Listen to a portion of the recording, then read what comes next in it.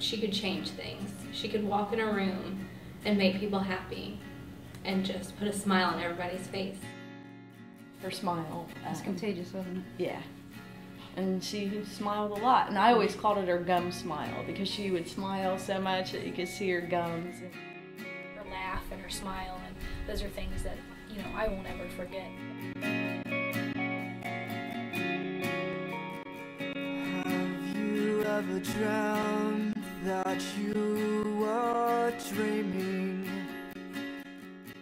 Her and her best friend, Elena Big Johnny, were attending the Sugarland concert at the Indiana State Fair, and then the stage collapsed and they were on the front row.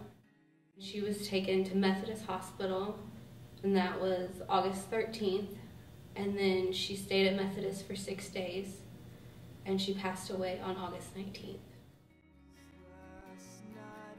Her personality and the love that she had for life, and she worked hard, and she did what she had to do to get things done.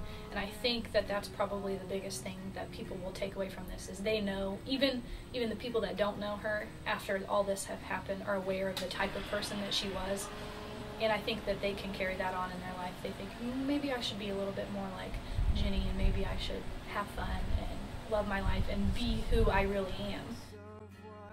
Not only was she my best friend, but I always idolized her, especially when we were little. I always tried to dress like her or do whatever she was doing. She's one of the most hardworking person I've ever met in my life. She would work on something until it was completely finished, and she was just that determined also. She's always been a very determined person with athletics and sports, and she just had a huge heart. You still care.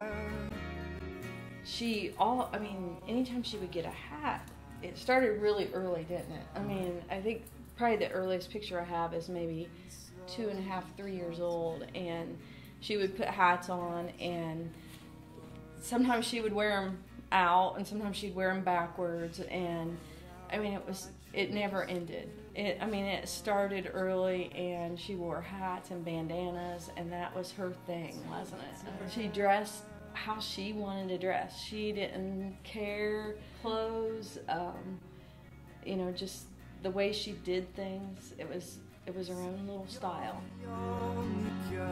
When she was 16 and got her driver's license, she had already decided then that she would be an organ donor if ever there came that chance, and but she couldn't do it at 16, and so she was frustrated with that. But as soon as she was old enough, she went to the license branch and got her license renewed and became a donor, and we know that her organs went to 3 people that she basically saved their lives. As hard as that is, it's a very heroic thing to do. Always just smiling and happy and carefree and enjoyed life.